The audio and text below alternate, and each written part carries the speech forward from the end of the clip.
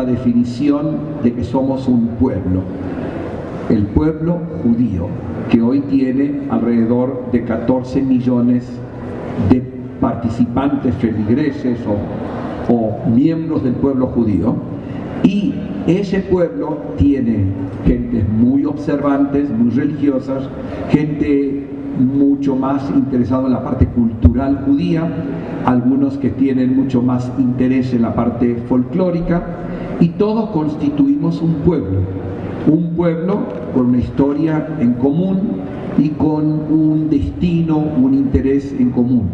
Ahora, no todas las comunidades del mundo adoptan esa definición.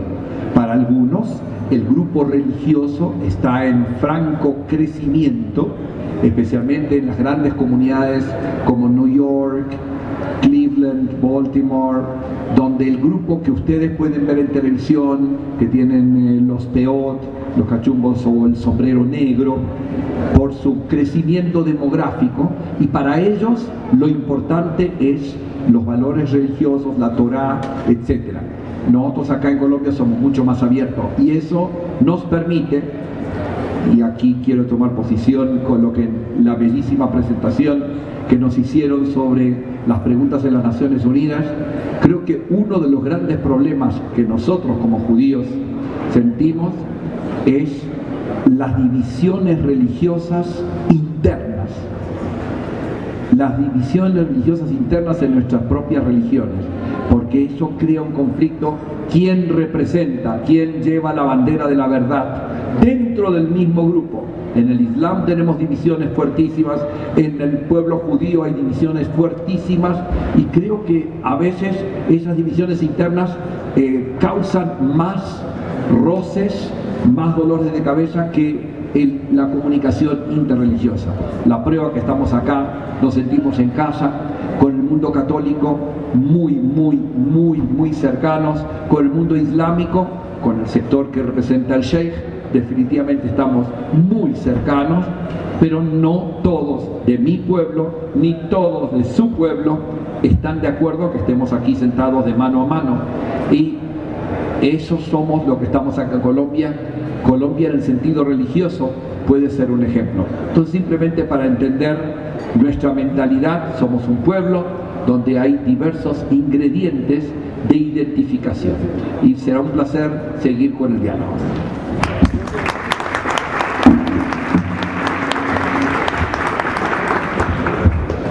Agradecemos al rabino. Ahora saludamos también al doctor presbítero Wilton Gerardo Sánchez Acelblanco, presbítero de la diócesis de Chiquinquirá desde el año de 1997, director del Instituto Bíblico Pastoral Latinoamericano de Un Minuto desde el año 2011, representante por la Confesión Cristiana Católica, moderador.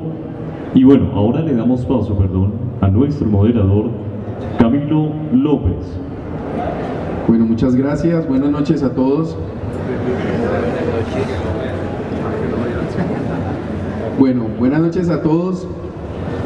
Quiero iniciar este diálogo, y todos estamos aquí porque queremos aprender, porque no estamos conformes con lo que hemos escuchado del Islam, lo que hemos escuchado del judaísmo, y también necesitamos conocer más del cristianismo. Quiero iniciar con una bella metáfora de Raymond Panikkar, que ilustra muy bien lo que estamos haciendo aquí hoy. Raymond Panikkar cuenta que un hombre está en su casa y ve la ventana de su casa, y por mucho tiempo cree que lo único que existe es la ventana de su casa, pero un día descubre que puede ver a través de esa ventana, y ahora ve un lindo paisaje y dice, como antes afirmaba, solo existe la ventana, ahora solo existe este paisaje. Pero escucha de pronto la voz de su vecino que le dice, oh, yo también estoy viendo a través de mi ventana y veo un lindo paisaje. Y él le dice, ¿el paisaje tuyo es así? El vecino le contesta, en absoluto, no es así.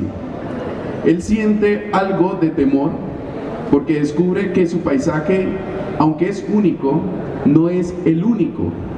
Entonces, él ve, su vecino, cosas que él no ve. Y él ve cosas que su vecino no ve. Entonces, existe en él un temor. pero pronto se da cuenta de que lo que tiene que hacer es escuchar a su vecino, es aprender de su vecino, porque él está viendo una dimensión de la realidad que él no alcanza a abarcar, y se abre al diálogo. Al diálogo venimos, como esta bella metáfora lo dice, no a enseñar algo, venimos al diálogo a aprender, venimos al diálogo a escuchar. Previamente habiendo tenido un diálogo intrarreligioso que hace pasar por un proceso de madurez mi propia creencia, hasta llevarme a descubrir que el Dios en el que yo creo no lo agoto con mis palabras, mi creencia no lo agota porque es un misterio, y cuando yo sé esto, me abro a la dimensión trascendente y me abro a los otros. El diálogo interreligioso no puede ser la suma de esas partes del paisaje. El diálogo interreligioso es relación. Dios es relación, y este se da cuando yo me relaciono con el otro, con lo otro y con el otro con mayúscula, con Dios. El rabino decía, y también nosotros los cristianos, y creo que también en la religión musulmana sucede, que hay unos que no están abiertos al diálogo.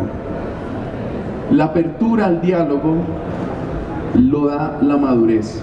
Cuando la semilla se abre es porque está madura, y todos los que estamos aquí y todos los que están en la mesa y los que vienen a dialogar y aprender del otro, a conocer el otro, están en un grado de madurez, y por eso esta noche están aquí. La primera pregunta que quiero hacer en esta noche es: ¿cuál es el origen histórico de cada una de sus religiones? Rabino, ¿cuál es el origen histórico de la religión judía? Bien, nosotros muy en corto empezamos con Abraham, que creemos nosotros que descubre a Dios.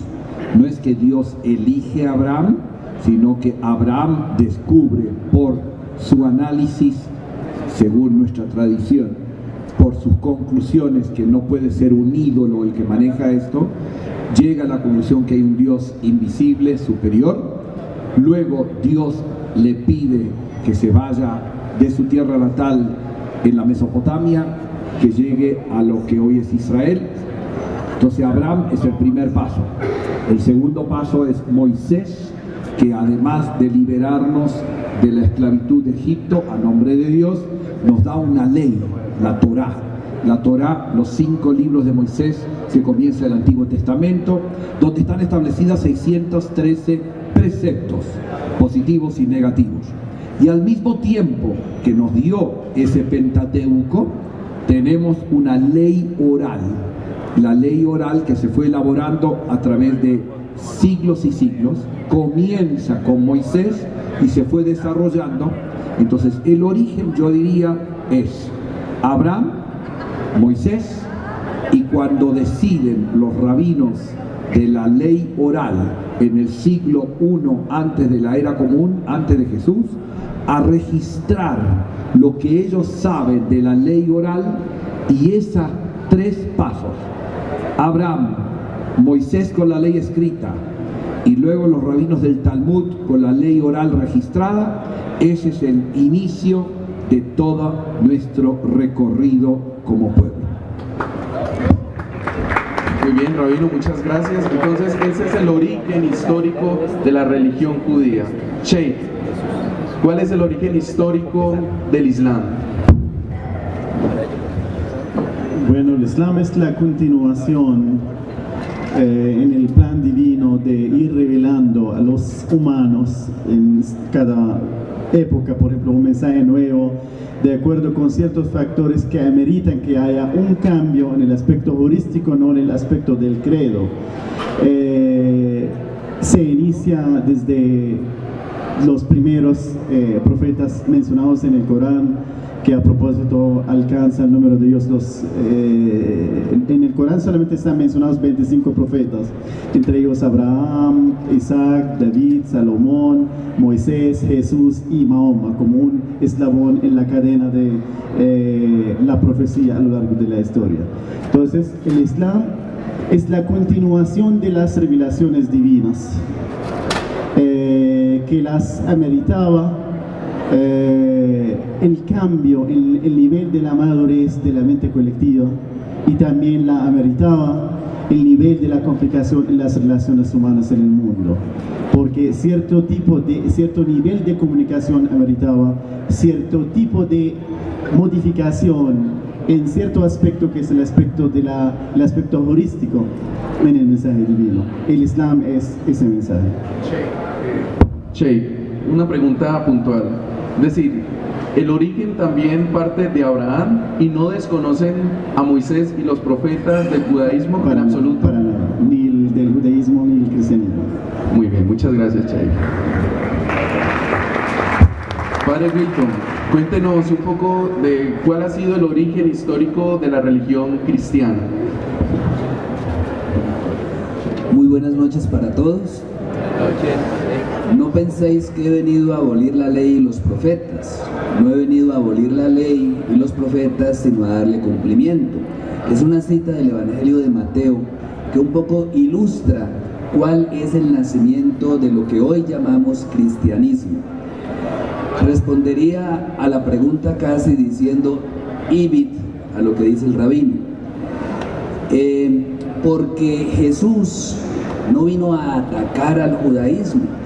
Jesús jamás dejó de ser judío, él vivió como judío. Entonces el cristianismo se enraiza profundamente en el judaísmo vivido por Jesucristo, pero vivido de una manera particular, vivido el judaísmo a la manera de Jesús.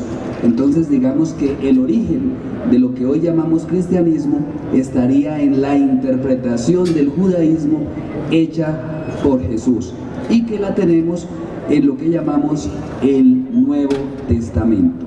Entonces ahí está un poco el sentido de dónde nace, de Jesús, que hace una interpretación cada vez más profunda del judaísmo, porque él no se encontraba contento no con la concepción, no con la doctrina, no con la enseñanza de su época, sino con la vivencia de esos preceptos que no se estaban, digamos, cumpliendo a cabalidad. Por eso Jesús, digamos, vive de manera radical su convicción cristiana, o su convicción de hijo de Dios, y como tal transmite y enseña ese modo de vivir a sus seguidores, los discípulos, y después pues se concretiza en la iglesia.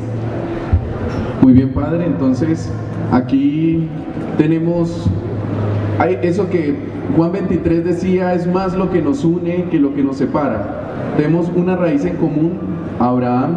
Incluso se le ha llamado al cristianismo, al islam y al judaísmo como religiones abrámicas. Bien, entonces ahora pasamos a la segunda pregunta, y esa tiene que ver en cuanto a los textos sagrados, a los libros.